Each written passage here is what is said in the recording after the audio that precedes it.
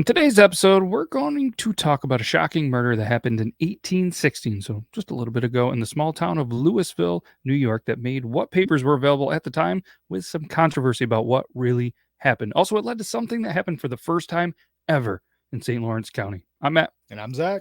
And this is Yore Town Podcast.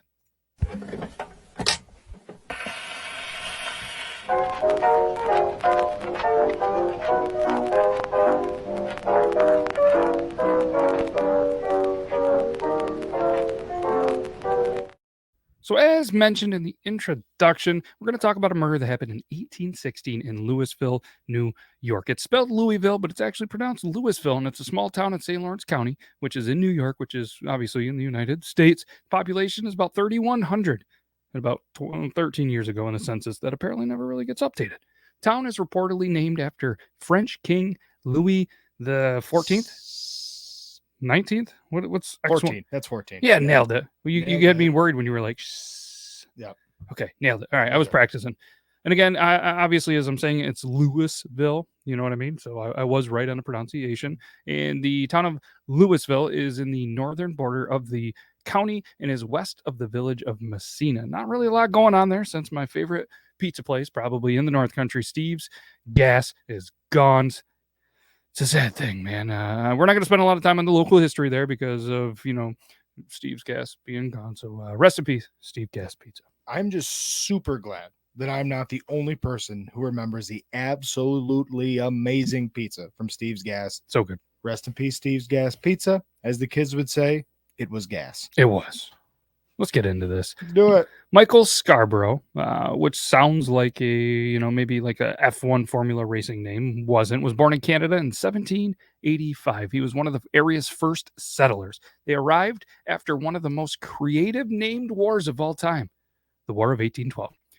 Michael Scarborough, like many others, served in the War of 1812. After the war, he built a life with his wife and daughters as farmers on the property of routes 37 and 56. The exact property was actually once home to a local business named Flynn's Broster until they burned it down in a controlled burn in 2006. So if anyone has any shirts, signs, business stuff, hit us up. That'd be pretty cool to throw in the studio, Flynn's Broster. I'd rep the brand. Yeah, let's rep it. So on the estate, there was once the, obviously, Scarborough on 56, right past the present-day Stewarts. Just like the controlled burn that took away the business in no time. Unfortunately, many lives were taken terribly and hopefully quickly in a very, very horrific murder. So let's tell you a little bit about Scarborough. He ran a pretty successful lumber business and often hired many people and kind of spent time traveling for business, stuff. I don't really know more than why he would travel, but being in 1816, not having a ton of options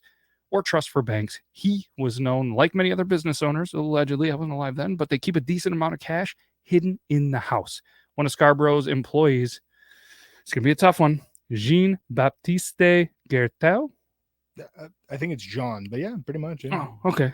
Jean-Baptiste Gertel, but he was known as Louis Conrad. We're gonna go with, I'm gonna reference Conrad a lot more. So same guy, different names. Lived nearby and obviously worked for Scarborough, and he knew about the cash. He oddly enough knew a lot about the layout of the inside of the house, and it was suspected but never convicted that he had help from his brother-in-law, Jean McHugh, who worked at the house and actually lived in the house. Like he did a lot of stay-in work for the family. Mm-hmm. Mm-hmm. Mm-hmm. And I think they might even could have or did have a nickname. What, that they're both John? Jean Squared? Jean Squared. That's a pretty good one. Yeah, I liked it. Scarborough set out on a business trip, as he did often several times. On February 21st, and the man with many names, Conrad, hid in the barn in the early morning to wait for his opportunity to rob the place.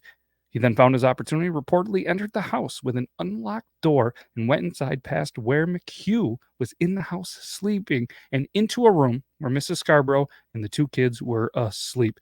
Grabbed the money, and what exactly happened next is unclear, but what is certain, the wife, two children were brutally murdered. If it wasn't sick enough, it's alleged that before he left, he actually hung around the house eating sweets and food from their house in the scene of this brutal murder. So oddly enough, I've this is actually a pretty common trope, both in real life situations and in popular fiction. Mhm. This notion of making yourself at home amongst this horrible crime that you just committed is actually something that these homicidal maniacs, they've actually acted on bunches of times throughout history.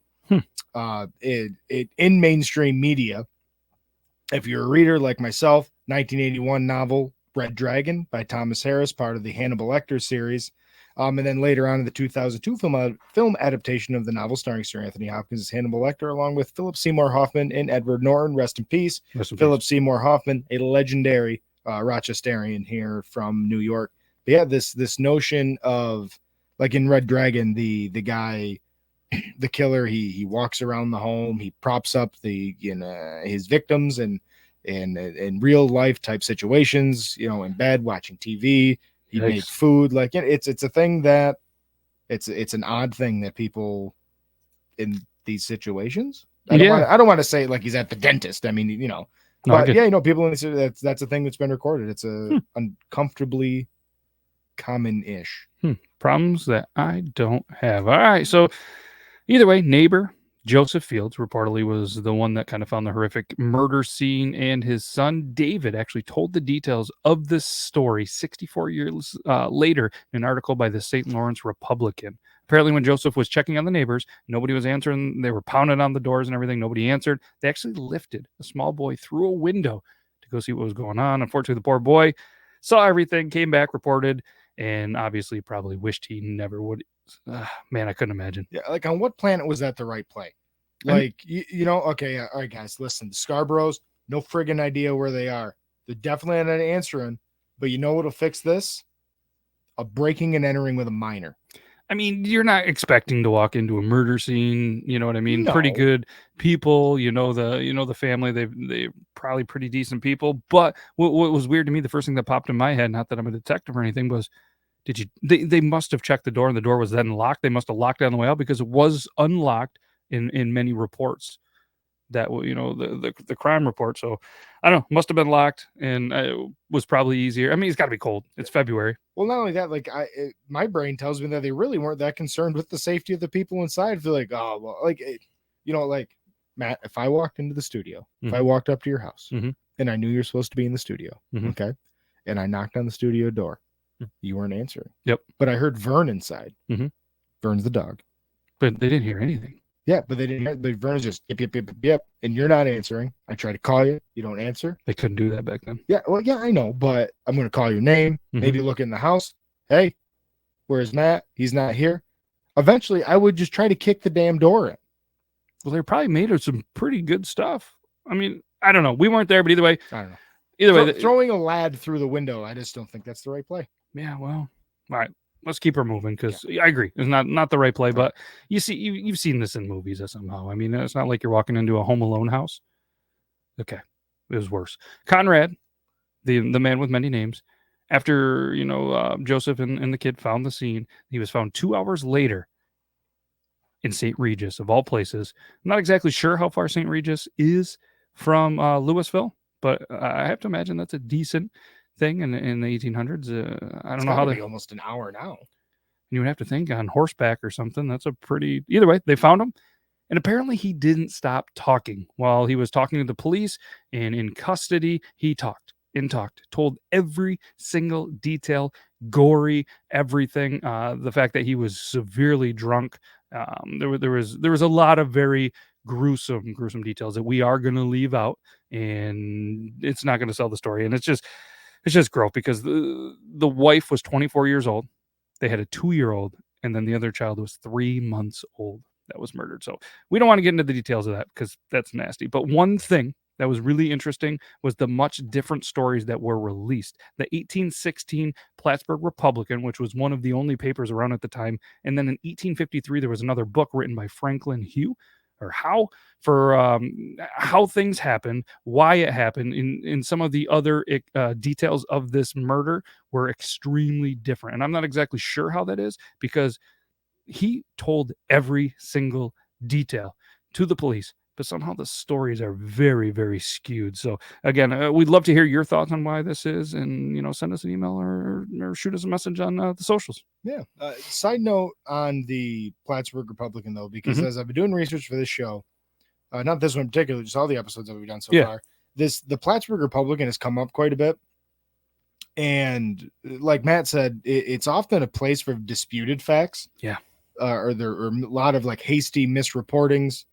And it just makes me wonder where the money for the paper came from, because around this time, in New York especially, the rise of yellow journalism was really big. So all these papers, in an attempt to sell more papers for profit, not necessarily for the freedom of free and accurate information. Yep.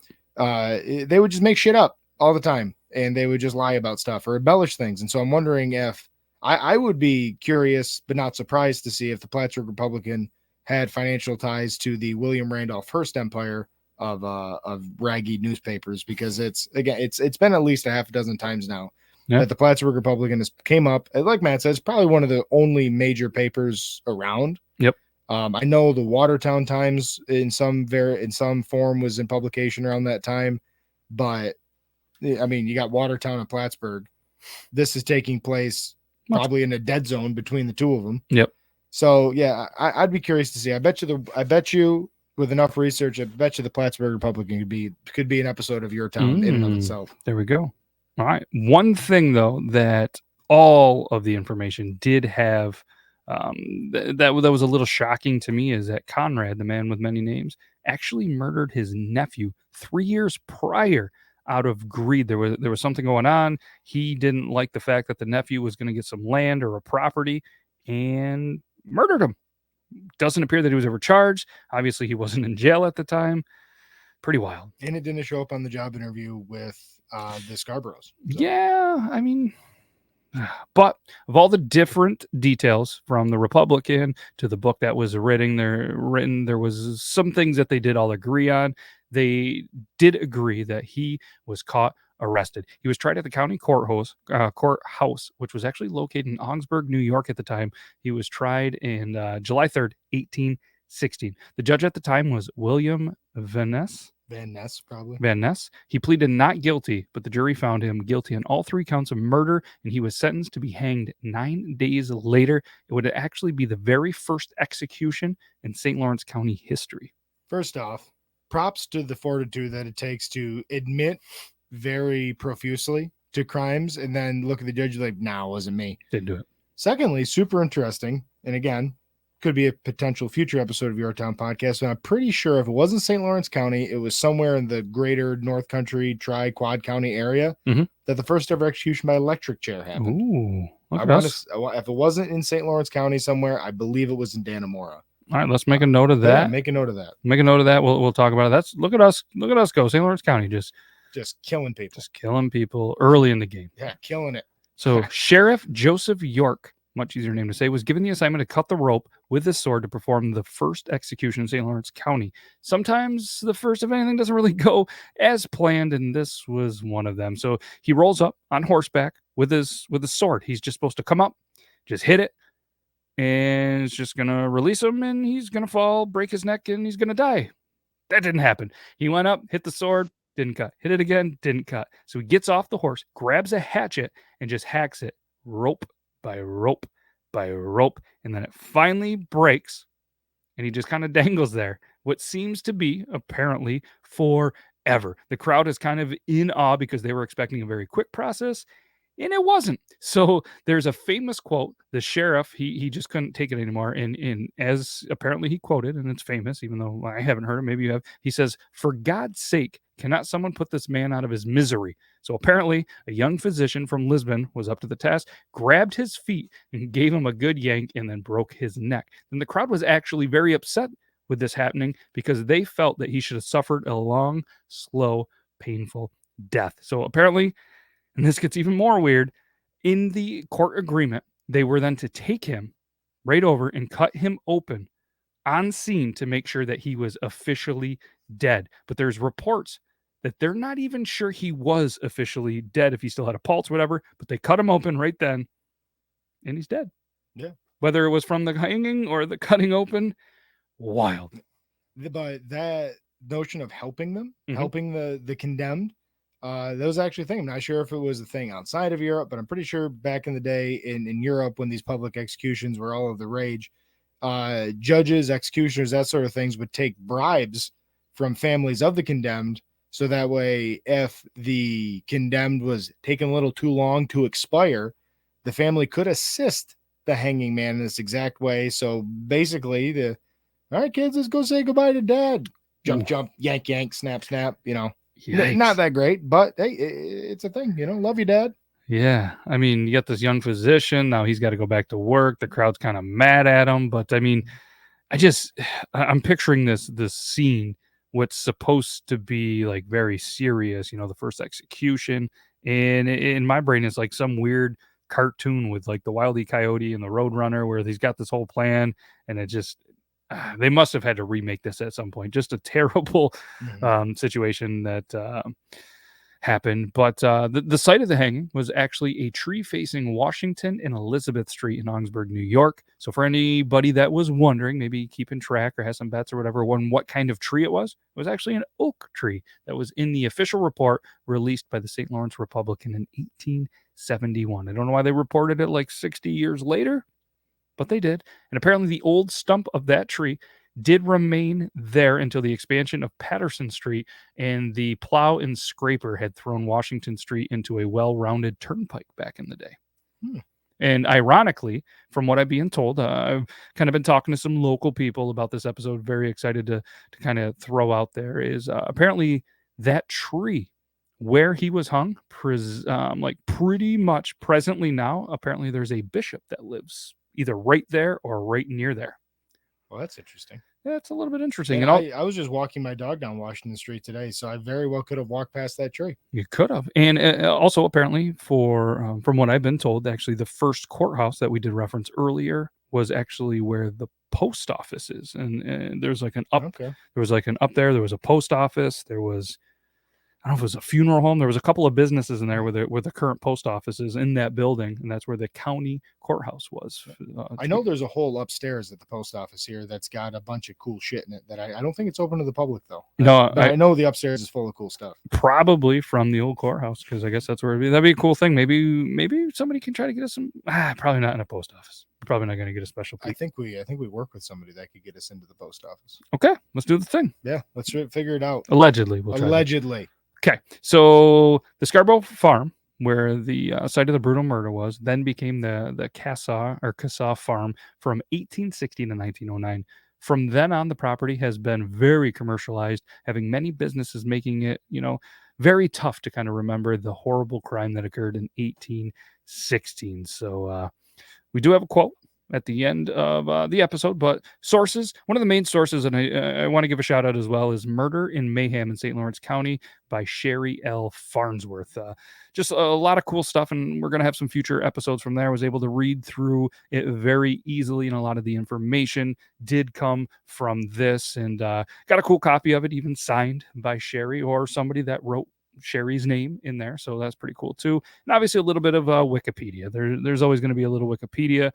I don't know what you people do with your research without being able to get on Wikipedia. So again, shout out to Sherry Farnsworth. There's a lot of interesting stuff from that book, and there's another book that is going to have some articles that was written by somebody local too that I'm excited to. So I don't know if you want to, if you have anything else to say, or if you want to close it out with a quote. Let's just close it out. Let's do a thing. The fear of burglars is not only the fear of being robbed, but also the fear of a sudden and unexpected clutch out of the darkness. Elias Kennedy. And that's it. It's episode 5. We'll see you next week for episode 6 of the Yore Town Podcast.